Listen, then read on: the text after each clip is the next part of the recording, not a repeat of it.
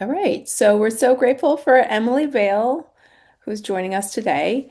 Water is an important issue for all of you, whether it's drinking water quality from wells or protecting natural habitat for aquatic species. Um, but the thing we really learned from watching how Emily operates is that this work needs to be deeply embedded in your community, and it's really about bringing people together. So, um, she really does so much of that, bringing people together around protecting water resources. So, we think that using water as a lens is a great frame to use in bringing your communities together. Um, Emily has been the executive director of the Hudson River Watershed Alliance since 2019. She previously served for 8 years as the Watershed Outreach Specialist for the New York State Department of Environmental Conservation's Hudson River Estuary program, in collaboration with the New York State Water Resources Institute at Cornell University. Her work has supported community-based watershed groups, municipalities, and other partners throughout the region to improve water quality in the Hudson Valley, and her research is focused on green infrastructure, urban streams, and intersections of art and community engagement. She holds a BA in environmental studies from Vassar College and an MS in natural resources from Cornell University. So thank you for joining us, Emily. Oh, and we wanted to say, Emily's got a presentation she's going to give, but feel free to chime in with questions along the way. We can keep this pretty informal. Yeah, thanks so much, Vanessa. I'm so happy to meet you all. When this program was announced, I had actually reached out to Vanessa and said, "This sounds so exciting. This sounds so aligned with some of the work that we're doing. Let's put our heads together. Let's compare notes." And so it's really a full circle moment to be here with you all. So I'm going to share my screen and I have a presentation. But like Vanessa said, if you have questions, if you have comments, interaction is great as far as I'm concerned. I can't see all of you, so um, you can raise a hand maybe, but just jump in if you want to clarify anything. Um, and yeah, just really excited to be here. So I was asked to talk a little bit about watershed work as a lens and community building and people power, and I struggled to come up with a good title, but all of the slides are basically about that. And I'm going to talk a little bit about why we have a focus on watersheds and what a watershed is and why it's valuable. I'll introduce the Hudson River Watershed Alliance a little bit, some of our mission and programs. And then I'm going to talk about this watershed needs assessment that we conducted that really provided a foundation for how we frame our programs and our work, and how the needs that were identified through that needs assessment directly related to some programming that we're doing around watershed planning and also some internal strategic planning with watershed groups as partners. And then I'll go through three different case studies of three different watershed groups that we've worked with on different types of projects, sort of leaning into that collaboration, community, partnership element. I'm going to go through those really quickly, and I'm really excited to hear from all of you about what your interest or experience is with water and watershed work in your communities and your issues of interest. So hopefully this can just set the table for a really great discussion. All right. So we talk a lot about watersheds, and time and time again, people ask me, like, what is your organization name again? And a watershed, and what are we talking about here? And we define a watershed as the land area where water flows to a specific water body, generally defined by topography, and it's the lay of the land, right, where the land and the water connect, and the impacts on the land have a direct influence on the water, and then often vice versa, that the water may have an influence on the land as well. And we've been shifting to another definition of watersheds too, which is that watersheds connect people, places, things upstream and downstream. So there's this real connectivity between the headwaters, the start of the watershed, the groundwater interconnections, and then as it all moves downstream. So watersheds are a geographic unit. They're really well suited to understanding the conditions of water and how we manage our water. So there's sort of that technical piece, and then really this thread of connectivity through this hydrologic connections. So the Hudson River Watershed is over 13,000 square miles. It extends from the Adirondacks all the way down to New York City. And broadly, we've divided the region into the Upper Hudson, which is north of Troy, the Mohawk River Watershed, and the Hudson River Estuary, which is, of course, the tidal portion of the Hudson River between Troy and New York City. Every river and stream has its own unique set of conditions, and every river and stream is also connected to the larger watershed ecosystem. So a lot of this work is really scaled, and there's a lot of efficiencies to working at a regional level and then collaborating with our local watershed partners on their individual rivers and streams, and then sharing out what they learned with others. So there's a lot of this scaled work happening. So the Hudson River Watershed Alliance, we are a small nonprofit. We're based in Kingston, but we could cover technically the whole Hudson River watershed, although with an emphasis on the Hudson River Estuary watershed. And our mission is to unite and empower communities to protect our shared waters. I'm currently the only staff person. We have an amazing board. We collaborate with a lot of partners to get our work done.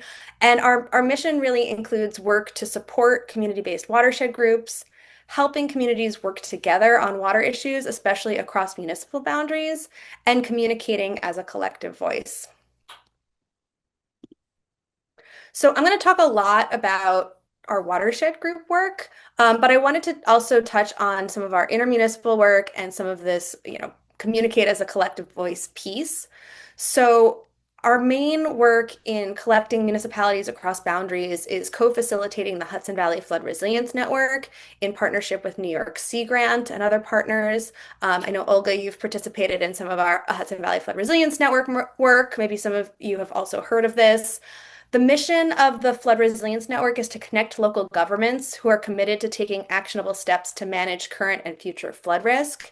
And people who are a part of this network get access to peer learning opportunities, both virtual and in person. We have some specific trainings that are available to members. We share opportunities through email and serve as a liaison for local governments and regional partners. So it's a really great and a pretty robust structure for collaboration from local municipalities and regional partners. And Emily, a question on that. Yeah, Is this group, the Flood Resiliency Network, is it specifically for river towns, like those that have waterfront on the Hudson River, or is it for great like question. any community in the watershed that experiences localized flooding? Great question. It used to be only for Hudson River shoreline communities. And that was also going back to scale of the network has really grown at the speed of trust and the ways that we can grow in a sustainable way. And so it began with sort of a focus on sea level rise planning and Hudson River specific flooding issues, but we actually did a strategic roadmap where we decided to expand out our efforts. So now any municipality in the watershed can join. And so you can join with any municipal affiliation. So if you're an elected official, staff, volunteer, CAC member, Climate Smart Task Force, whatever the thing is, you can submit a form and that gets you added to our list. And then you get emails with all of this information. And it's been really great to build the network and have things like trainings like the Land Use Leadership Alliance training is a new offering where we've been helping municipalities look at local land use opportunities to improve flood resilience. You get access to that by being a network member. And then we hear about new challenges, and then we bring that into a webinar. And then so there's a lot of good, I think, continuity of support, and then also these peer learning opportunities and hearing from other municipalities that what kinds of successes or challenges they're facing as well. And I'll say too that we also, when we did our strategic roadmap, we have a way for regional partners to participate as well. So municipalities are centered in this network. We do a lot of work to really focus on municipalities and their unique sets of needs. And regional partners can also join and come to our programs and think about how we all work together and collaborate in support of those goals. Yeah. Any other questions on the Flood Resilience Network? How do you get involved as a municipality in that? Yeah, you just fill out the form, and I Okay. can send a link to that. Thank you. Yeah, it's a little bit involved because it helps us know like who you are and what you're working on, and it also gives us some information just as a baseline of like what kind of content might you be interested as we're planning our programs. Yeah, Thank you. and it's free, and you don't need to pass a resolution, and yeah, those are some of our frequently asked questions. Okay, great. And we can always come back to this too in the discussion. Um, The other aspect of our programming that I wanted to talk about before we dive into all the watershed group work is that we offer a whole range of programs that are open to all members of our watershed community. And our biggest event of the year is our annual Watershed Conference, which is in late October. We also have monthly breakfast webinars. One of them's tomorrow. I have another slide with more information on that. We have our Wavemaker Awards benefit to celebrate our annual awardees every June.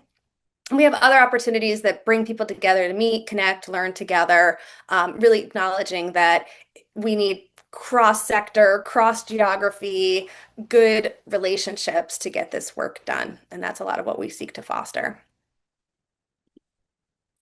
Okay, so I'm going to go into some of our watershed group work, and we often get asked, what do you mean by this? What is a watershed group? And so we define a watershed group as a collective of people that are working together to protect a specific watershed. And we have a focus on rivers and streams that are tributaries to the Hudson River. Groups can take a wide range of forms. Some of them are ad hoc community groups. Some of them are 501(c)(3) nonprofits. We have intermunicipal councils. We have groups that are fiscally sponsored by another nonprofit. We have groups that are led by agencies or nonprofits or academic institutions. So the forms can be quite diverse. The issues can be quite diverse. And across the board, collaboration is really important. So the groups are often collaborating with lots of other folks to get their priorities addressed.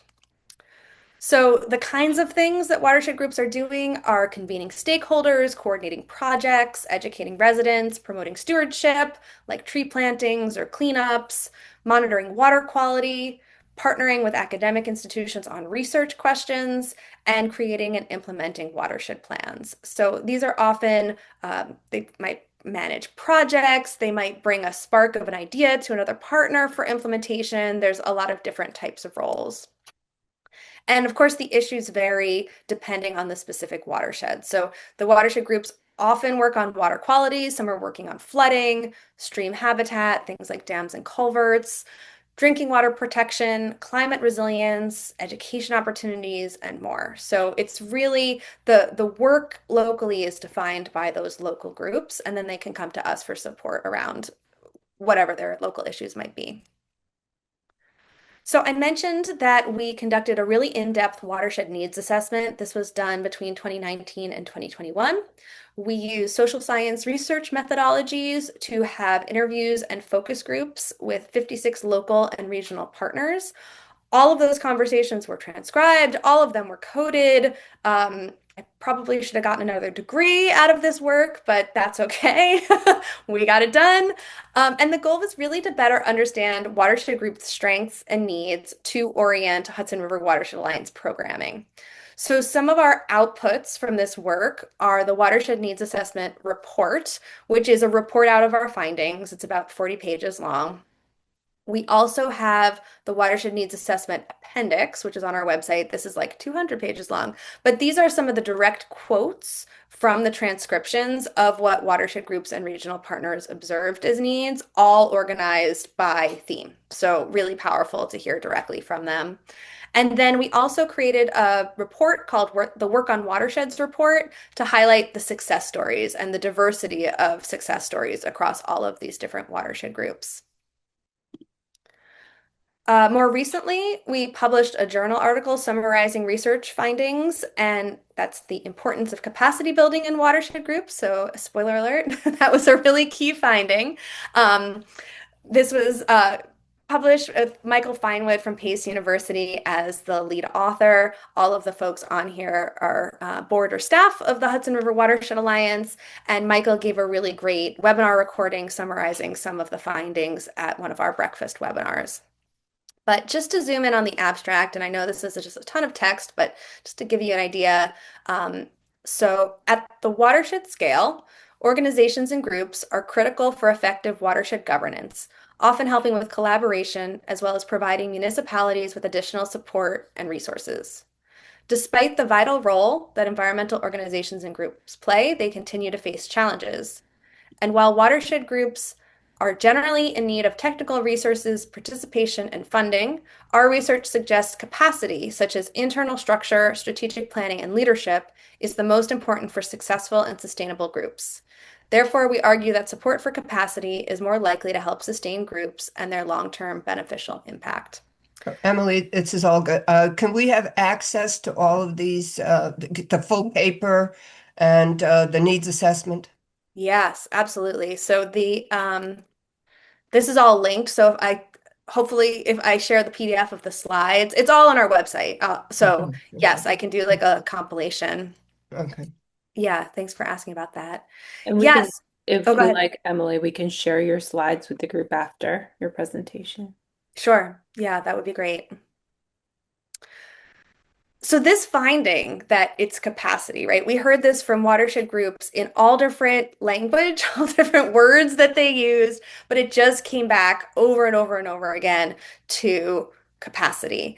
And this was really, in some ways, very surprising for us because the Hudson River Watershed Alliance had really been oriented as a science, not that we don't do science, we do a ton of science, but really what the group said over and over was we actually have access to great scientists. We have great water quality data, and we need more support to apply that, to get those projects underway, to share those lessons learned. So we define capacity as the ability of an organization to get work done, be effective, or fulfill their mission. And we've done a lot of work on thinking about how to increase capacity with small volunteer watershed groups through alliance programs. Following the needs assessment, we actually did a strategic planning process for ourselves so that our organization can really orient to meeting those needs. And some of the things that we've been working on and thinking about in terms of ways to build capacity are refining group structures and defining roles to work efficiently. So if you have the same set of people, but everyone knows the roles and we all have a shared set of goals, the wheels can turn a little bit more quickly. Building and sharing leadership so the burden doesn't fall just to one person. How can we share the load? And then also involving more people and partners. So bringing on more of that people power, more of that, whether it's expertise or time or interest, ways to broaden these constituencies to get more people in the room and get more work done. Watershed groups have so many strengths, and when we talk about needs, I think it's also really important to acknowledge what's going well, and again, all of the great accomplishments that they've had. Watershed groups are full of passionate, knowledgeable, and committed people. They've done lots of great projects. They have unique local knowledge and can build relationships that really leverage that. They engage communities in a meaningful way, and they utilize significant scientific expertise and resources. Lots of strengths, lots of things going for them. So a lot of what the Hudson River Watershed Alliance has focused on is planning to build capacity, and I'll talk a little bit more in depth about two of our programs. And planning improves capacity by identifying roles and goals that help people work efficiently, share leadership, and engage more people. It's easier to bring new people into the group if you can clearly say, hey, we've got this role and you have this strength, and maybe this would be a good match for your interests and our needs. So in the needs assessment, we heard that groups need watershed plans to guide their work, and that these problems are so complex that small watershed groups can't solve them alone. They need to really build these coalitions. And watershed planning can bring people together from across boundaries and sectors to identify these priority projects and figure out who's going to do what to get them done. So as we're planning to build capacity, we're thinking about two different tracks, and they're sort of parallel, they're a little interwoven, but we're looking at watershed planning as an external facing process and watershed group planning as an internal facing process. So watershed planning brings people together from across boundaries and sectors to think through together, what does the watershed need? So what are our current watershed conditions? What does our water quality tell us? What kind of information do we have on hand? what are our goals for future conditions, and what are the most strategic actions to get from the present to the future. And we've been doing a lot of work on watershed characterization as that first step in watershed planning to compile information to understand the watershed and tell its story in a publicly accessible way. Lots of maps, narratives. We recently completed a pilot project where we worked with a small urban watershed and a rural watershed to create templates. I'm going to talk more about this in the case study. We're working right now on a guidance document to share lessons learned, best practices, and data checklists. And we're planning a workshop on March 24th in Poughkeepsie to talk through watershed planning processes, watershed characterization, recommendations, and have sort of a working session to strategize on next steps, if any of that's of interest. So in parallel, we've also been doing a lot of work with watershed groups on internal planning, which is a process that brings together watershed group members and their partners to understand what the watershed group needs and what role the watershed group is uniquely positioned to play on these different types of projects. So again, we want to understand current conditions. We want to set goals for what the future of this group might look like and identify strategic actions to get from the present to the future. We did 2 tracks of capacity building work directly working with watershed groups last year. One of the programs was direct technical assistance with facilitators to create a strategic work plan, which I'll talk more about in the case studies. And then we also had a self-guided learning cohort to work through modules on organizational development. And those modules are all available on our website. So that is also linked. You'll have access to this. We developed these in collaboration with River Network, which is a national scale nonprofit that worked with watershed groups all over the country on building strong organizations and leaders.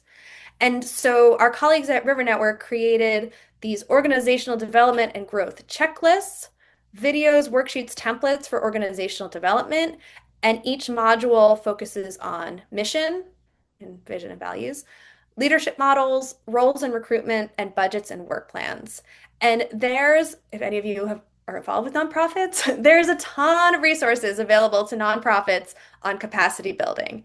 And most watershed groups are not nonprofits. And even if they are, they're volunteer run. They have really small budgets. And so these are all really scaled resources to groups of any size. They're really accessible. It's ways to get conversations started. It's ways to get kind of the ball rolling on a lot of these pieces. They can be used by coalitions. I've been using them on projects, even if it's not like a long-term collaboration. So just really useful stuff. And just to give you a sense of what these are. So this is a screenshot from our website. Episode 1 is on mission and it reviews the organization health checklist. And so there's a video on our YouTube channel that's embedded on the page. These videos are 10 to 15 minutes. They're really accessible. And then there's worksheets to bring together as a group and start to work on mission with different tools. We also asked them to create values and vision because a lot of mission statements included vision and values. And so there's utility in kind of separating those out. And then we also have all of the episode slides as a PDF if it's easier for you to download that and kind of read it as opposed to watching it. So we have this for all 4 modules, and we're planning a second set of these this year that delves a little bit more deeply into next steps of organizational growth. One other thing I want to mention is watershed partnerships. And so we've been doing a lot of work on natural resource planning with the watershed planning and the internal group planning. And our conference last year really focused on effective collaborations and partnerships because watershed groups truly can't do it alone. They require good partnerships with state agencies and land trusts and municipalities and academic institutions. It just takes everyone working together. And when we all have limited resources, like people, time, materials, and funding, we can increase our collective capacity by finding those aligned goals, right fit roles, and the people with the time, expertise, and ability to take actions. And then we can really think through, like as a whole region, as a whole community, how we can work together more effectively towards our goals. And yeah, so our conference focused on improving partnerships and shared some really great resources. This is like a very theoretical guide, but I have found it very useful. This is the Partnership Learning Project Brief Guide, which provides some terminology and best practices around collaborations. And it defines different types of collaborations, and a different page says elements of success. So, even a low capacity collaboration can be very effective in different ways. So, some really great models to use. The conference also shared case studies, how to identify shared goals, planning for uncertainty, fostering trust, and equitable collaboration. So where this is an element too of like internal group, but then external partnerships, just really making sure that we've got all of these win-win projects and that we can really maximize our time and resources where a lot of that is quite scarce. So I'm going to pause there and see if there's any questions or comments before I jump into some case studies. Well, I have to ask because we have actually formed in the town of Highlands as a result of our listening campaign with the partners. We had during our kickoff for the project, we had a number of people who kind of got together to talk about flood resilience because that's a big deal here. And we've formed a community flood resilience working group. And from everything you're telling me, that we are a really good candidate for one of these watershed groups to really kick it up a notch. So what's the steps for doing that? Great question. We don't have anything that's sort of formalized like that. The way that we've defined what a watershed group is, it's a little tricky because things take all different forms. And so I would say that for our watershed group specific program, it's often like, have you defined a particular water body that you're focused on? And are you working at a watershed scale? So like there might be some riverfront groups that are just working on a municipal riverfront. That wouldn't really be a watershed group because it's not the watershed scale. Um, but I think all of the materials from our capacity building program would be really relevant to your working group as you form. And I think these are relevant to groups of all dynamics and focus areas as well. Yeah, but as far as, getting some of the support that the Watershed Alliance has to offer to this kind of group, I mean, we would need to like make ourselves known to the Watershed Alliance and link up somehow. Yeah, you would email me probably. And just confirm that, what tributary, what river or stream are you working on? What's the watershed? That kind of thing. Mhm. And Okay. then I add you to the email list.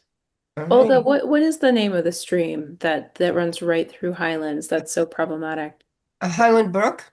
The Highland Brook? Okay. Yeah, so yeah, we are pretty much focused on that now. We do have the Open Creek, which also flooded, but we're right now, you know, the group is mostly comprised of folks who are focused on the Highland Brook. Um, Perfect. yeah, and a lot of what you're talking about, as far as we do need to come together across municipal boundaries because the Highland Brook is located in the village, but it's across the street from town hall. So I mean, no, we desperately need that kind of support to help our community work across municipal boundaries. And actually, we need to shake up our municipal leaders to pay attention to this. So that's the kind of currently, I think that that's our most important need is figuring out how to do that. And, yeah, so that's what we would want to focus on. Great. But I'll be in touch. Perfect. Yeah, I think Emily, it's just so fascinating how, I think at first glance people would think, oh, watersheds, that's like, you're doing water quality testing and it's very scientific and it's all about like studying nature. But the fact that everyone was like, no, what we really need help to do is to figure out how to work together as humans and like how to structure the work. Yep. That's really so fascinating and I think so relevant for this group because they've been, working with scrappy little groups of volunteers, but they're hoping to coalesce around, and focus on a theme or a project, and it will, those exact skills of capacity building will really be brought to bear.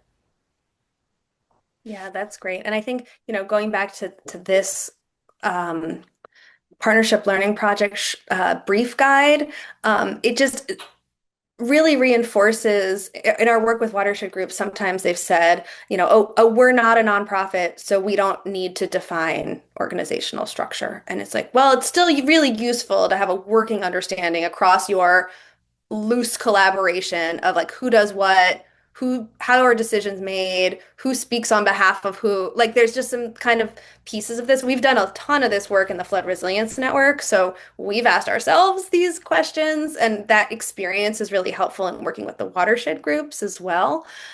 Because yeah, a working group should probably still have a basic working knowledge of, the mission and the roles, or you don't have to be formal to have good governance. That's a lot of those lessons learned. So I saw Anya and then Christopher raise hands. Thanks, Emily. This is all really interesting. My internet was a little shaky at some point, so you may have said this, but my understanding from what I heard was that um, these watershed groups could be a number of different organizational types. Like you just said, just kind of a collaborative, like grassroots group or nonprofit, or whatever range in there. If you and your research had discovered, like, excuse me, like, for a local level, that one kind of organizational type tends to be more effective in, you know, like implementing their watershed plan than another. Like, I'm just wondering, like, how, could this just be an add-on to Climate Smart? Could that be effective? Or does it really kind of need a dedicated organization? Yeah, good question. You were breaking up just a little bit at the end, but Sorry about yeah, that. there's there's no one way to do this, and that's what's so hard, but also so powerful. Because, like, for example, the we'll talk a little bit about the Wallkill River Watershed Alliance. The Wallkill River is 90 miles long. It's New Jersey and New York State. It's Orange County and it's Ulster County. There's just a ton of municipalities, and that group's structure is going to be really different than like the Sawkill watershed community, which is like four municipalities in northern Dutchess County, all in one county. So like the scale is varies so much. It's really a lot of this work is similar to municipal work, but it's also so different because municipal boundaries are so clear and watershed boundaries, like should the Wallkill divide into two sections of their work? Like, is it too big? Or is the Sawkill too small? Should they include more watersheds in their area? There's just so much decision making that happens around this. And so like that's one of the elements of I think that drives the group structure. Some of it is also about what the group has capacity to do. We've seen amazing successes from the Quassia Creek Watershed Alliance is one that I work with a lot, that I refer to a lot. They are a volunteer ad hoc group. They have bylaws, but they're not a 501c3. They don't want to be. And I think if they became one, it would really bog them down. Like that group structure works super well for that group and their issues. And they collaborate very effectively with other nonprofits. So if money has to get moved, like they're doing it quite well. It's very streamlined. Where other groups like the Wallkill River Watershed Alliance or Fishkill Creek Watershed Alliance that are bigger, have become nonprofits because they want to have a little bit more governance and like financial oversight and be able to apply for grants directly and have that kind of agency. So it's really no one size fits all, and it would be so much easier if it was. And it takes away a lot of that local power to self-define and say, this is our issue and here's how we're going to, work on it. And that's why we need to kind of work with all these groups to help define those pieces. You had asked something about climate smart too, but it got a little cut off. Do you mind repeating that question? Yeah, I'm just sorry, I'll try again. I'm no, that really helps. I'm just wondering if like, we have two really active climate smarts in our community.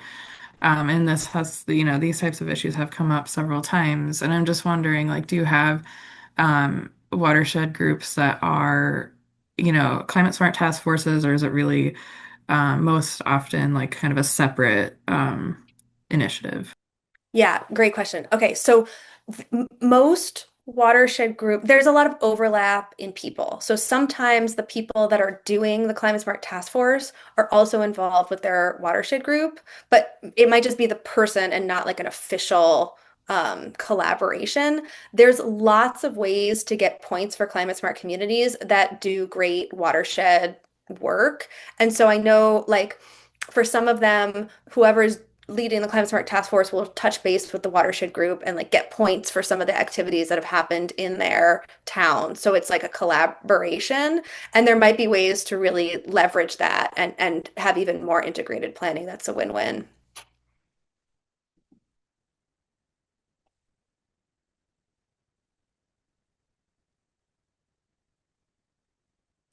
Chris, did you? Yeah, no, well, I just very quickly, I just kind of a comment, and then also Anya just took the idea out of my head about climate smart. Well, two things.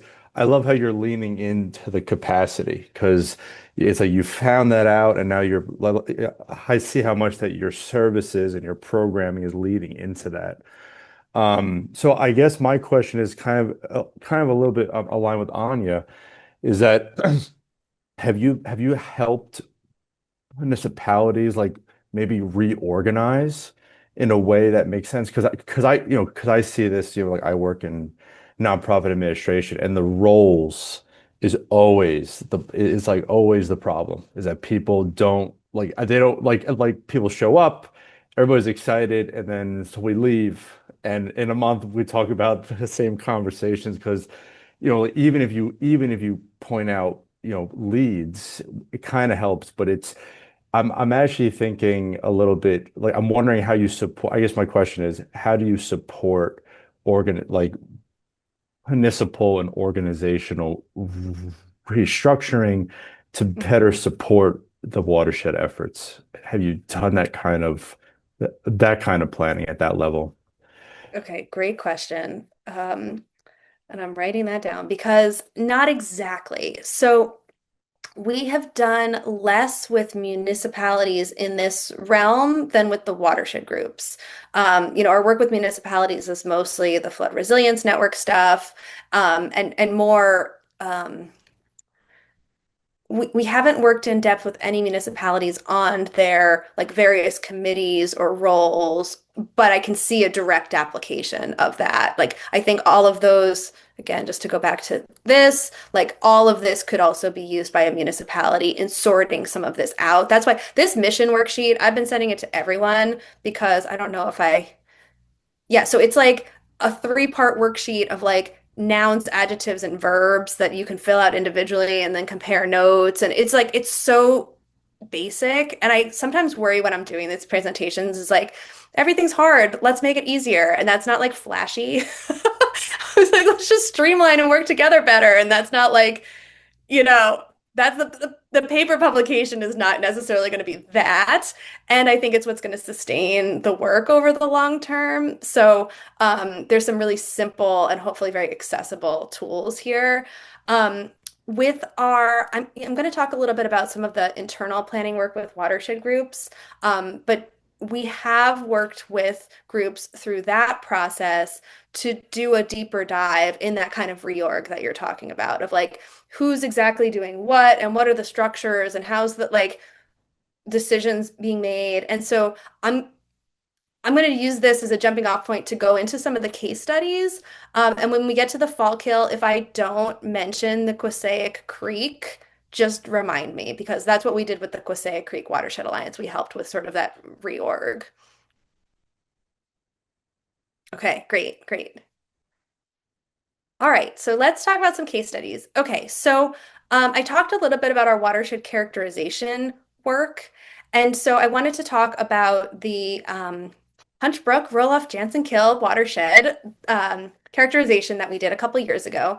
So this was a pilot project with two small watersheds to develop guidance materials. Well, the first step was to do the actual watershed characterization locally and then leverage that out to share lessons learned across the region. So our rural case study was the Punch Brook, Roloff, Jansen Kill watershed, and our urban was the Sparkill Creek watershed. So the Punch Brook is a sub-watershed of the Roloff Jansen Kill. I've known we've got at least a handful of folks from Columbia County here.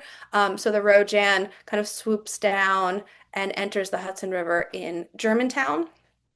And so the focus of this process was to understand current watershed conditions and to compile information from all different sources together into one report to tell the watershed story and to provide that foundation for planning, because it's really hard to know what our vision for the future is if we don't know what we're starting out with today. And so the process brought people together from across municipalities to share information, but also to build stronger relationships. And we found that information was scattered all over the place. So there were a ton of existing great municipal scale plans, but when you bring them together across the watershed, you can really start to see patterns and trends. There's state data that's available. There's regional data, the Hudsonia maps, the land trust protected areas. So basically pulling all of this information together into one place. So it serves as that reference library, that institutional knowledge, but also got people from different municipalities talking. And especially in this watershed, they were really doing great work at a municipal scale and much less of that cross-community scale. We also had a public meeting sharing out the maps, which really opened up conversations and connected people to their watershed. So we're really proud of the maps that came out of this process. We worked really hard with a great cartographer on symbology and type and all of the different elements of good mapping protocol. So we started with a small watershed to help the communities really understand the process, meet their neighbors, and hone their goals. So the Rojan watershed community that's the watershed group, started with this watershed because it was right in the middle. And their goal is to then leverage those lessons learned to create a watershed management plan for the entire Roloff Jansen Kill watershed. But now they're able to approach communities because they know the process, they know some key contacts, they've tried it already. We've already got a lot of the data put together, and it's going to be much easier.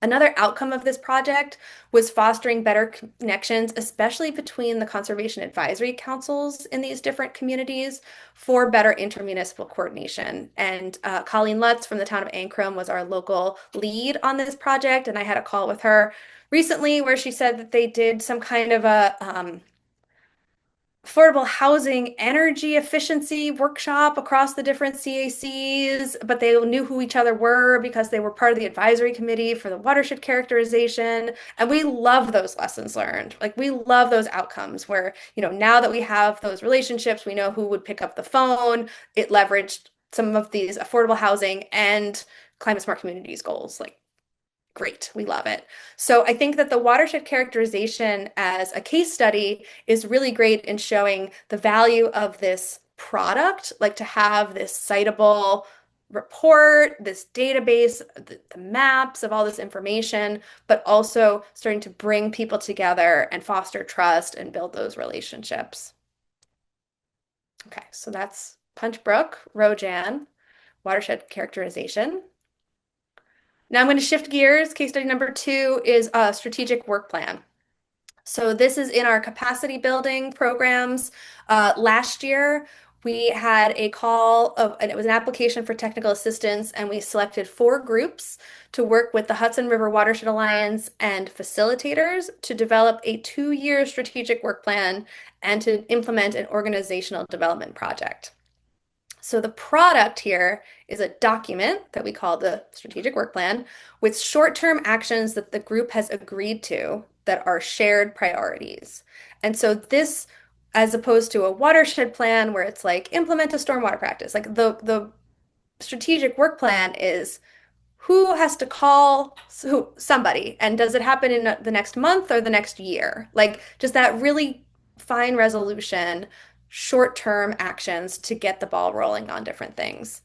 The process, the our goals for the process were to increase cohesion. So there was a sense of real shared identity across the group, a sense of direction, efficacy and efficiency, confidence, and again, clarifying those roles and shared leadership opportunities. So the groups didn't always have a shared mission. They didn't necessarily have a work plan that everyone recognized and what roles. It was often falling to one person to really shoulder the burden. And it was a lot of work for actually each of those 4 groups that we worked with. Part of the process included a visioning session, which all the groups called Post-it Day. When we did a debrief, they said our favorite part was Post-it Day. I'm like, oh, that's great. And it looks like that, right? Where we really put in one place, like, what are all the things you want to do? What are all the things you have to do? What are all the things that you already told someone you were going to do to make sure that we had some sense of organization and who is going to do what? So, with the Fallkill Watershed Coalition. So this is a coalition. Fallkill Watershed is in Dutchess County. It includes City of Poughkeepsie, Town of Poughkeepsie, Hyde Park, and Town of Clinton. And the coalition is coordinated by a staff person at Scenic Hudson with lots of other folks who are involved. When they applied for the application for this technical assistance, they said their goal was to refine their mission statement, organizational goals, and membership composition. And they had some comments about how, our mission says we do this, but we're actually functioning in this particular way. Is that at odds? Should we change our mission? And that the coalition wants more public involvement, but we're not sure what the best method of participation and engagement is to better understand the needs and desires of the surrounding community. So the folks that were involved with the Fallkill Watershed Coalition were often involved with academic institutions or agencies, or they weren't necessarily the residents of the watershed. And is that okay? Or should we change things up? Or how do we want to structure ourselves? So we went through the strategic work plan process, which was about a 4-month process, visioning session, some work, some survey work with the groups. And then each of these groups also received, do I have it here? Yeah, what we called an organizational development project. So what we could implement with them the first thing, like one thing in their strategic work plan, just to get them started. So for the Fallkill Watershed Coalition, we created a member agreement because that would help with their membership composition, public involvement, and really start to hone in on some of these challenges. So the membership agreement, which I'm thrilled is out, they're using it right now. So I've included the link. The goal here was to engage existing members who might be showing up to meetings, but maybe aren't like doing the work in the way they had envisioned, but also recruiting new members. So really clarifying who is a member, understanding each person's interests, motivations, and what they hope to both give and receive as part of the coalition. The agreement defines how members are expected to participate. It sets group agreements and expectations. It says things like, if you're a member, you will try to come to this many meetings a year and you commit to reading the emails, even if you can't make a meeting. And when you come to the meetings, we're looking for your feedback. Like it just really laid out what the participation expectations were, because this was a group where it was amazing humans coming to all these meetings, but they weren't necessarily participating in the way that was expected because it hadn't been articulated as an expectation to them. So again, like just really clarifying how everyone can work together. And Yeah, one of the goals here too was to figure out how to improve project-based collaboration. So the group is acting as sort of a network of information sharing, but if there's alignment, how can we roll off collaboration opportunities so two entities maybe can partner on a stream cleanup or an educational campaign or whatever the thing might be. So this is where I'll also talk about the Quasaic Creek Watershed Alliance that I will remember. So their organizational development implementation item was, we called it like a an org chart, but it was more than that. And it was a lot of conversations back and forth with the group of how are you functioning? How do you want to be functioning? And it basically took their bylaws and gave like a visual to it. And it organized it so that you have, the people that come to meetings, or maybe they're volunteers that come to a cleanup once a year, like they're involved, but they're not a member. And then you have a rung of members, and then there's a board, there's an advisory committee, and then there's these different topic areas of leadership. And it identified, I don't have it in front of me, but it identified things like communications as a theme, and then a handful of people had specific communication roles, or like implementing, they have this amazing greenway plan for improving access to the Quasaic Creek in the city of Newburgh. The folks who are working on implementing that plan, and it is some specific roles for them. And so it really gave shape to some of the specific leadership opportunities. And then people felt empowered to take those actions. Where prior they were like, okay, in name I have this role, but I'm actually not sure who needs to approve, or am I authorized to do it on my own, or how is this going to work? And we've seen this really just speed up the workflow of this group, and people have really stepped into these roles in a really empowered way, which is really exciting. I think if we had like a energy pre and post, like people's excitement to do this work, we had a lot of really burnt out groups that's at the starting point, and then at the end, people felt like really excited and re-engaged and ready to keep going. Oh, that's interesting. So people applied because they were like, it feels like we're at a roadblock or we're running out of steam. People are getting frustrated. And Yes. you found that doing this like almost organizational work was reinvigorating because there Can you was believe it? clarity. Yes, we're like, let's do so much boring visioning and org development work. And it really was just a game changer. For Fall Kill, this was a group that was like, we're not even sure why we're meeting anymore. And now they're like full speed ahead. With Quasaic, they had a major leadership transition. Their founder moved to a different part of the country. And so there were new people stepping into leadership and trying to figure out like, one person can't do all of the things that the founder did. How can we start to divide this up? Yeah. Okay, I'm going to give one more case study, and then I'm sure you'll have a lot more questions, hopefully. Okay. So the last one is the Waco River Harmful Algal Bloom Communications Toolkit that we're working on. So in addition to these like watershed planning, watershed capacity building, we also work with watershed groups on the discrete, like sort of one-off projects, always with an eye towards what can we do in this one watershed that we can then share with everyone else. So the Waco River, as I mentioned, starts in New Jersey, flows north all the way to it meets the Rondout Creek and it enters the Hudson River in Kingston. Um, but it's quite a unique river system in that it has experienced harmful algal blooms in 8 of the past 11 years. And this is a picture that I took back in 2016. There was a harmful algal bloom that extended over 30 miles of the river for over a month. It was massive. There were high toxin levels. It was wild. It was a wild time. Most harmful algal blooms and therefore most materials are for lakes, not rivers. And so when you have a linear system and you have all of these public access sites and all of these people kayaking in the river, what do you do if there's a harmful algal bloom? And so we established this need for a process and materials to communicate about harmful algal blooms and their risk across many municipalities and many public access sites.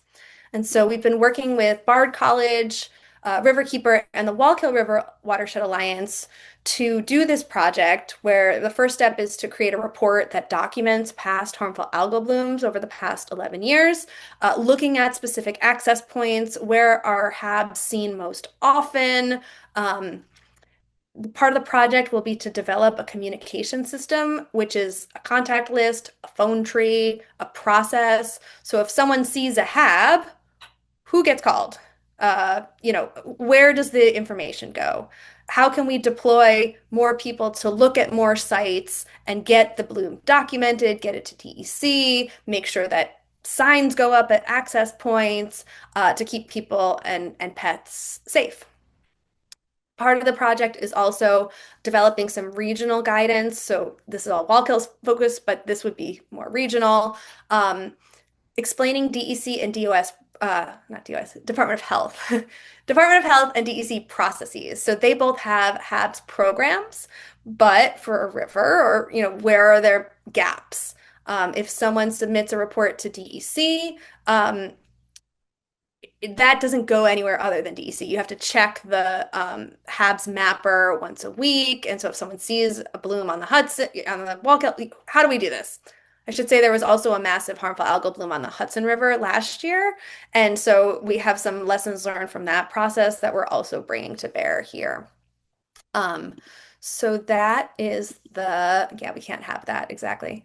Wallkill HABs project. So again, there's like great science out there. There's great state level systems, and there's a need for those local relationships, those local communications to make sure that the information gets out. And I wanted to say too that the Wallkill River Watershed Alliance has been doing amazing work getting people out on the river and hosting paddling events and making it accessible for people to be on the river. And so part of this is also, we don't want people to turn their backs on our amazing rivers and streams. We really want to give people the information so that they're not at risk, but also enjoying the Wallkill River when it is safe to do so. So, quick summary is that watershed groups play a unique role to connect communities and support our waters. They often fill gaps in but support work of municipalities and agencies and all of these other partners. The people power is critical to watershed work. Heard that loud and clear with the watershed needs assessment. We have these planning and capacity building processes that hopefully can build trust, stronger relationships, consensus, shared goals, and really build that community. And we're also encouraging people to connect with partners on those mutually beneficial collaborations to make the most of everyone's time and energy and resources. So we hope you'll stay in touch with the Hudson River Watershed Alliance. And I wanted to have this slide because we have a ton of upcoming programs that you might be interested in joining us for. We have an email list. We're on social media. Tomorrow we have a breakfast webinar on the Pecanico River watershed characterization and working with students to share information with communities about their water quality. On Tuesday, February 24th, with the Sawkill Watershed Community, not Coalition, the Sawkill Watershed Community, we have a celebration of 50 years of community sciences at the Elmendorf Inn in Red Hook. Saturday, March 21st, we're going to be at Rough Draft in Kingston to celebrate World Water Day. And Tuesday, March 24th in Poughkeepsie, we'll be having that watershed characterization and planning workshop. So a busy, busy couple of weeks coming up for us. We'll be in a lot of places. And yeah, I'll stop there, and glad to have discussion and questions and hear from you all. Oh my God, Emily, can you guys believe that Emily's the sole person at her organization? Truly Oh my amazing. Tired. We all feel that pain. Yeah. That's amazing, though. That is just like, wow. That's why you could deliver a great presentation. You know it all. You've got it firsthand, right? You're just there. Thank you. That's awesome. I am very much interested in more of that connection between Climate Smart and because I am the coordinator for our Climate Smart. We don't have, so I'm in Orange County. I'm down by Woodbury Commons. So we don't have a waterfront, riverfront. But I guess I was curious also, about is it just rivers and streams, or how about lakes, Hmm. and You're the that? second person this week to ask me that. So that's a question we have to figure out. I'm actually presenting at the NYSFOLA, the New York Federation of Lake Associations Lower Hudson Conference in June about some of our works with river and stream groups, because it turns out that lake associations need capacity building support too, which I learned about 4 days ago. So we have with based on our capacity, our focus is on groups that are working on rivers and streams, and people from lake associations are always welcome to come to our conference, to the breakfast webinars. I think there's a lot of good overlap there. So I'm sort of exploring this based on this information, and so we'll see. Lakes have my science background is really on rivers and streams. Lakes are a little different, so I think we'd need more people to do more on lakes, but really interested in understanding where we might be able to support on that. Lisa, there's really no stream in Woodbury? Oh, yeah, yeah, there is. But right now, I know we've got more issues with our lakes Okay. having like invasives. Our Yeah. streams kind of dry up Hmm. over the summer. So it's, and then when we had those extreme weather conditions, our little trout brook flooded. So we have had, like Okay. Olga, we don't have a main street that our river runs down, so we weren't impacted to that degree that Olga was. But during the extreme storms, we do get our stream beds do wash out and stuff. So we do have that kind of issue. And are But you in the town of Woodbury or village? it's the same footprint. So I'm under the village Okay. climate smart, but our footprint is the same, town Yeah. and village. So Because there used to be the Moodna Creek Watershed Intermunicipal Council was very active. I'm seeing nods. I was going to ask you about that because they've kind of gone a little little They, quiet. they have, and I have been in touch with them about what's going on and what the status is.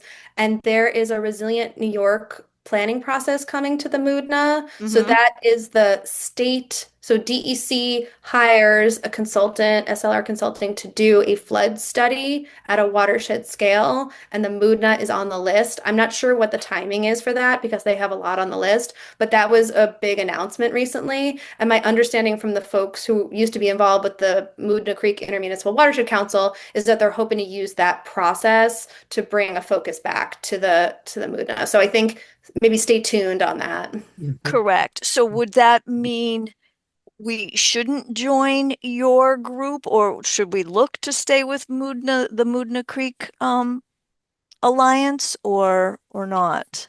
Yeah, I mean, I think that there's such rich history of collaboration in the Moodna, particularly around flooding. Um, I think that joining at a municipal scale, joining the Hudson Valley Flood Resilience Network may be beneficial. But at a watershed scale, I would look to the other folks in the Moodna um, to join up with. Yeah.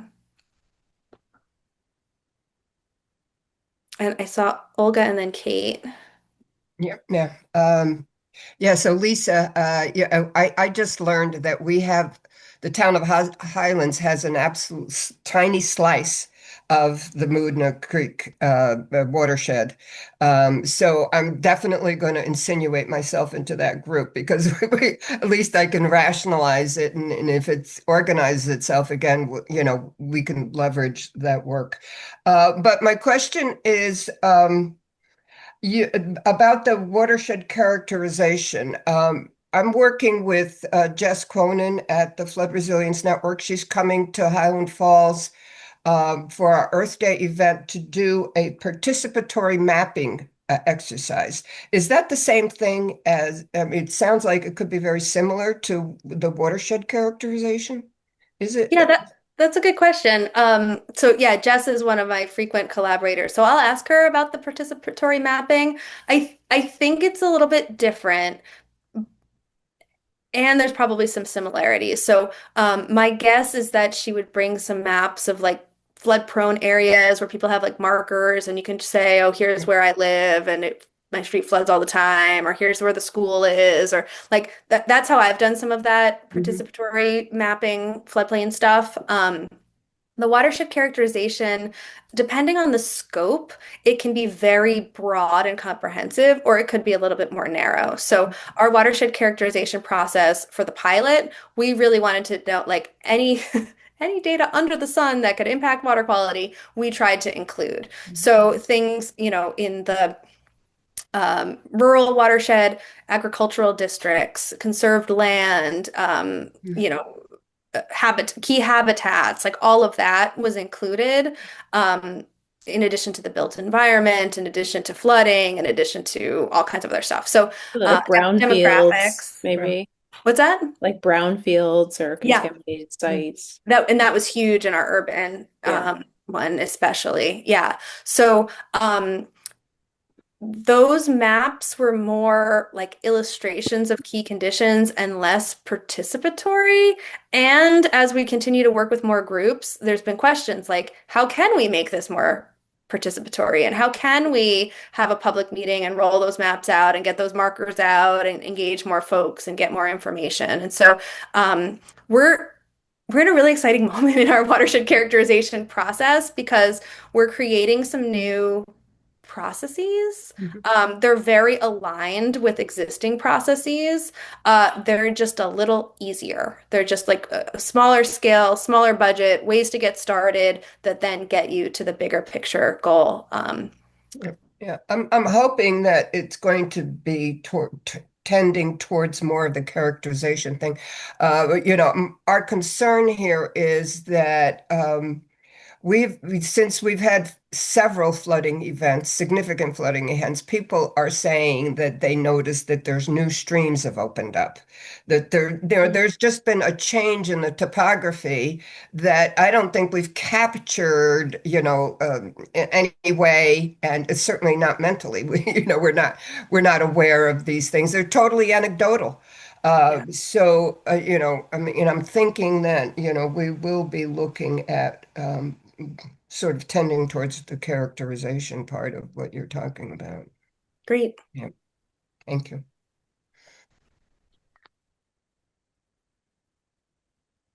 Yeah, Kate. Hi, yes. Thank you so much for your presentation, Emily. It was just so informative. Um, so, water really is an issue that does bring us together. I've had a lot of people raise these issues on a number of fronts about water quality through my campaign. I was also just made the head of the CAC, so I plan to really drive it home. And one of the issues that we're working on right now is an informal water source management plan. Even though we haven't had the vote yet, but I think water could be the top vote for our community as dealing with this issue. So we have a water source protection plan, and one of the issues that we've come across is we don't know how to turn the recommendations into actual policy, and actual policy that our kind of limited resource building department can handle. Hmm. So I don't know if you ever, if your group does that, or and this might be more appropriate for a private conversation, but I guess how do we start on this process? Yeah, it's a great question. And do you have a public water supply or is it all private? Yeah, we're all on well water, Private well water. private well water. Yeah, Because yeah, sometimes there's public well fields, so okay. So, and you probably have like a Steve Winkley yep, new rural water. Yeah. yeah. Yep.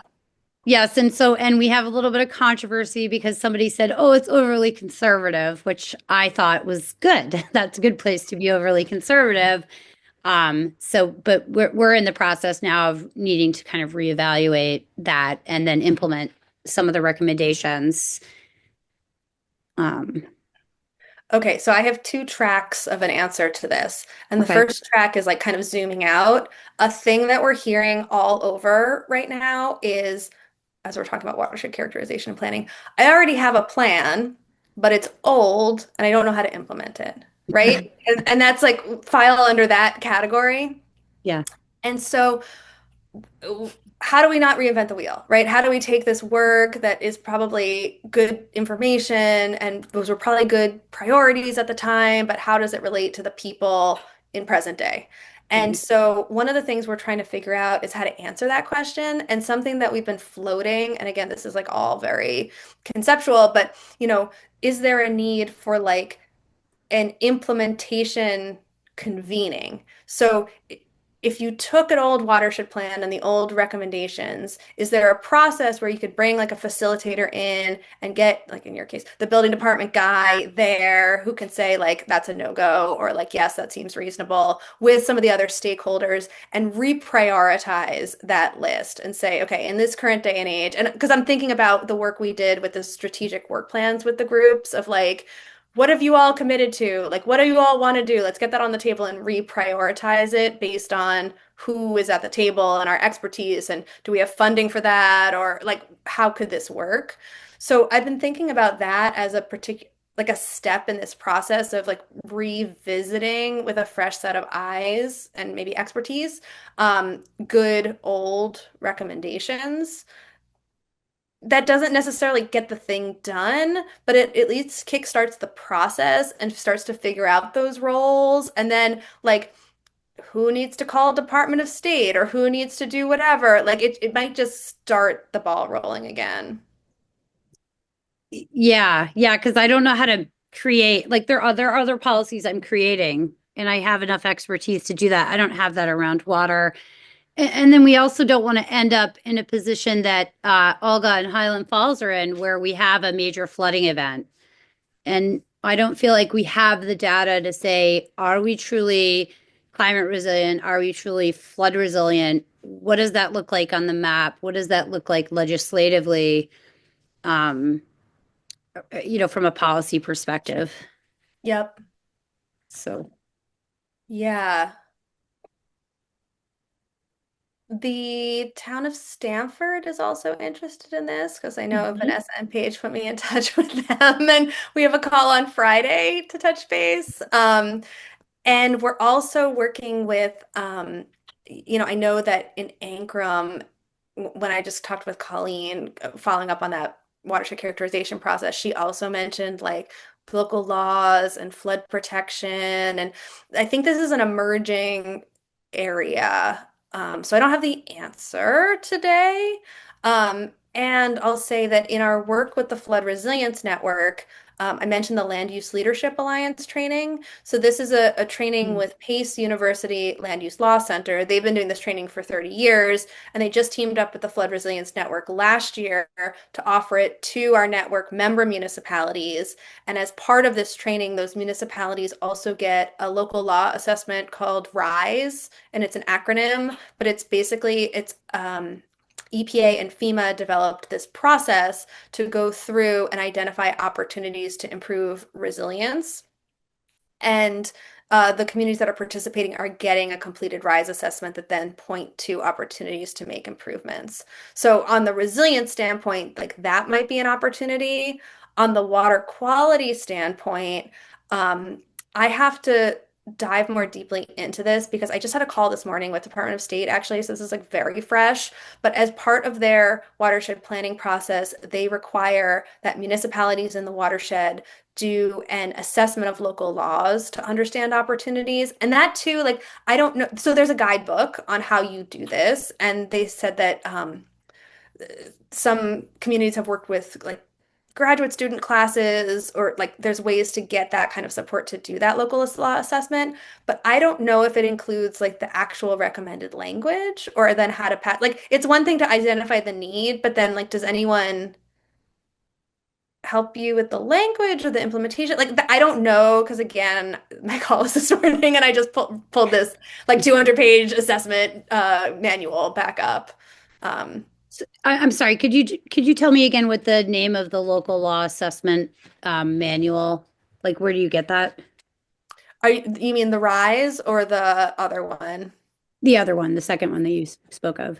I just put it in an email, so I will copy this. Sorry to take up so much of Oh, no. these It questions. was really game changing to find this again. Thank you. Yeah, so let me know if that helps. I think this is going to be a really important area to keep unpacking. Yeah. Thank you so much. Yeah. Yeah, it just seems like within within the Hudson Valley, network of municipalities, there's probably some that have created these laws that like could serve as a starting point, Kate, and that you could customize, but the how do you find them? E-zoning. I look that up all the time. Yeah. Yeah, yeah. Yeah. I'm wondering too, if would there be like you know how you can look at the climate smart communities, participating communities, and what they've done in their when they apply for bronze. Maybe there's a certain action that's associated with these with this, all of these efforts. Are there, Emily? Would you say like certain actions are associated, and they could go look at that action and see what they did? Good question. I'd have to revisit the climate smart communities. I mean, there's so many different things. Like this is similar to the watershed groups, right? That there's so many different ways to solve the problem, and it's like so empowering and also so challenging. We have showcased, like in terms of wetland and watercourse protection laws, we have showcased the town of New Paltz's law as being really good. Like I've heard the town of Phillipstown is really good. And then often when we invite people to present on them, they say, "Oh, but our town's not like other, like the people they feel uncomfortable sharing theirs because it might not be relevant or they like it's so challenging to figure out what the right approach is." And then, the state has a lot of resources for public drinking water supplies, including groundwater, but then what happens with private drinking water supplies? And so there's, I think, like there's a lot of great work out there, and there's still so much fine tuning to apply it to individual municipalities that has to happen. So, Um, I wonder how many of you are aware of watershed groups in your area. And I know Lisa and Olga were mentioning they're aware. Do others have a sense of what's around them or not? Thank you, Paige, so much because as we were listening to this, I thought, I don't know of any groups. I felt Mhm. kind of out of it. I don't know that my area is as critical or like, I don't think it's, we're not near the Hudson River. I don't think it's that we're not important, but we get kind of neglected because we're in the middle of the county. Mhm. Yeah. Um, but it doesn't mean that we can't potentially cause harm to the rest of the watershed. So we have to be very careful. Yeah, mine, like I don't know if we have a local group or not. We have like the Ashokan Watershed Stream Management Program, which is largely with the Ashokan, but there are tributaries kind of around our area, and I think even in High Falls. So I do know that, but I do know like that water. Like when I got my survey responses, like a lot of people don't feel like we've been doing enough to protect our water quality in the town. So assembling a group around that, I think would be welcome. Yeah. and Heather, you're in the town of Rochester. Yeah. Okay, yeah, I have my cheat sheet of all of your photos and profiles on the website. So the town of Rochester used to be quite active on the Rondout Creek Watershed Mhm. Alliance. And that was a group that's had a lot of different iterations over time. And I know they just had a leadership transition, and there's a lot of interest in reviving that group. But I'm not sure what all is happening at this moment. There's also a new staff person at the Ulster County Department of the Environment is going to be working on watersheds in Ulster County that are not part of the Ashokan Streams network and not like at north, upstream of the New York City reservoirs. And she's also going to be providing a lot of support to Lower Esopus, but also the Rondout Creek and the Wallkill River. And so she was also asking, like, how can I help Rondout Creek? So I think this is an area of convergence that might be a good opportunity. They had participated in some of our capacity building work, but then I think ran out of capacity to continue with the program. So Costa Boutsikaris is the contact, and Laura Finestone was a point of contact for a long time. So Oh yeah. I met with her, so Okay, that's good. awesome. Yeah, that's Yeah, awesome. she's the former chair. Very cool.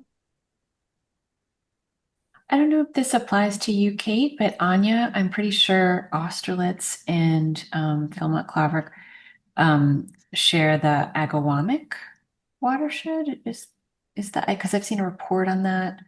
Have Emily or Anya, have you heard about that watershed and any activity around it? Yes, but I'll let everyone else answer first. I I'm was just trying involved. to look that Yeah. up. Yeah, I think my internet isn't great, so I'll let Emily talk about it or Deborah if you wanted to share. So the Village of Philmont got a Department of State planning grant to do a watershed plan for the Agawam Creek, and I'm on the advisory committee, and I've been a very negligent member of the advisory committee until a couple weeks ago when I actually read everything that I was supposed to, and kind of compared it side by side with the work that we've been doing because the Department of State framework for watershed planning is really the framework in New York State, and what we've been trying to do is take that process and divide it into kind of more manageable pieces for groups. And so that work is ongoing, and I know it's been really challenging in a bunch of different ways. So they're behind schedule and hoping to get an extension, but that process is ongoing and includes the upstream municipalities as well. Great. Hopefully a good opportunity. Hopefully the extension comes in. Wonderful.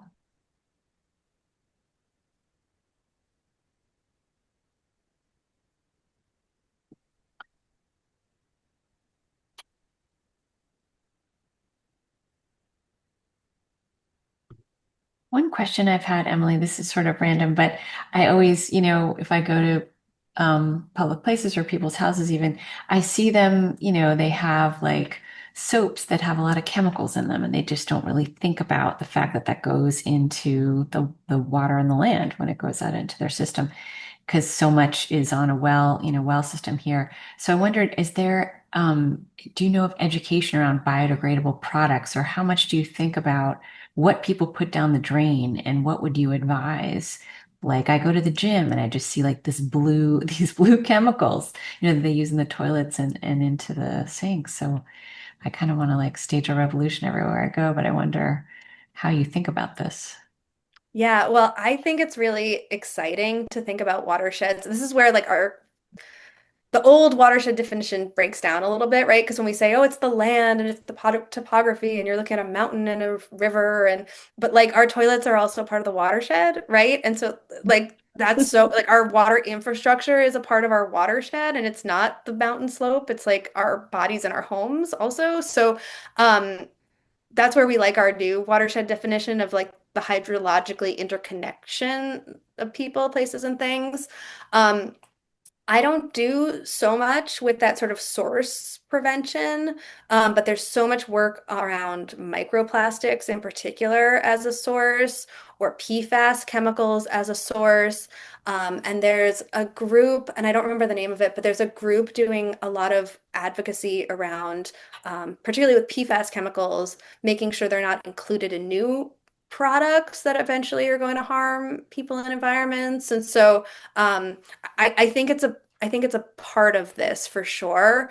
The scale that we're working at is more of that like municipal or regional policy, and I think it's also really like this is where a lot of the watershed groups can come in of like the neighborhood campaigns, or here's what you can do as a homeowner or a resident or a water user, or like any of those kinds of pieces. It's important to not lose that, that we all are an active part in our own watershed system. Great. Kate? Yeah, so I'm wondering if you have any nonprofit groups that are working with the pollution that was created by the Dewey Lofgren landfill in Rensselaer County. Yeah, so there was a group called the Greater Stockport Creek Watershed Alliance, Ah, and that name is a little misleading because it's the Kinderhook and is it Kinderhook and Claverack that come together, but Stockport is just the tiny little bit before it enters the Hudson. And so that was Fran Martino was the coordinator of that group, and she did a lot of work with all of the towns in that pretty big area of Columbia and Rensselaer County, and that was an issue that she was working on raising awareness about. Which town is that in? Can you remind me? So the actual landfill, I don't know. It was in Rensselaer County, but I do know that it has polluted or compromised a section of creek in Chatham. Yeah. But it's mostly Kinderhook and Valatia, where one of their town wells actually did get contaminated. Their village water supply did get contaminated with PFAS. Yeah, it's on my radar, but none of our local groups are working on it. And if there was interest in doing that kind of work, I think the Newburgh Clean Water Project is a really great model because they've been doing a ton of amazing engagement work around the PFAS contamination in the city of Newburgh's drinking water, along with lead pipes and other issues, but kind of taking that watershed approach and really understanding the different elements and holding different players accountable, getting the word out there, making sure translations are available, all that kind of really important work. Thank you. Any final questions? I see we're almost at time. I have a quick one. Vanessa and I were talking about dam removal the other day as potentially like that it could fall under rewilding. I wonder if you are aware of whether biodiversity comes back when dams are removed or what the effect is.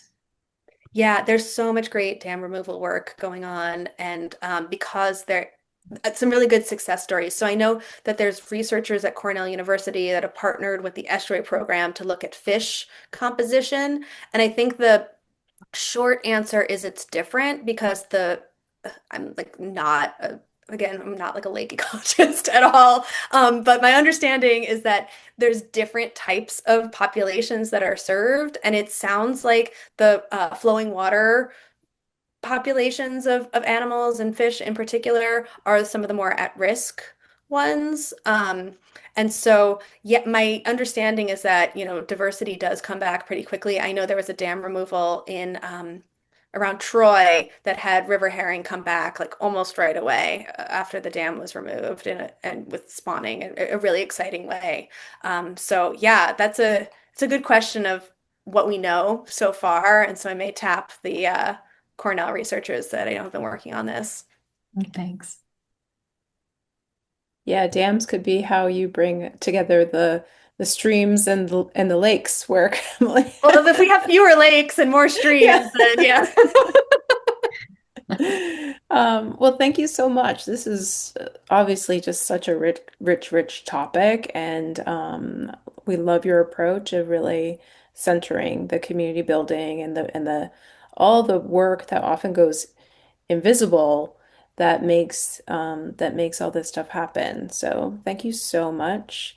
And yeah, please do send me your slides and I'll share them out with the cohort. Great. Yeah, I'll do a little link roundup so you can forward it out to everyone. Okay, Great. great. Thanks Thank so much for you. having me. Bye.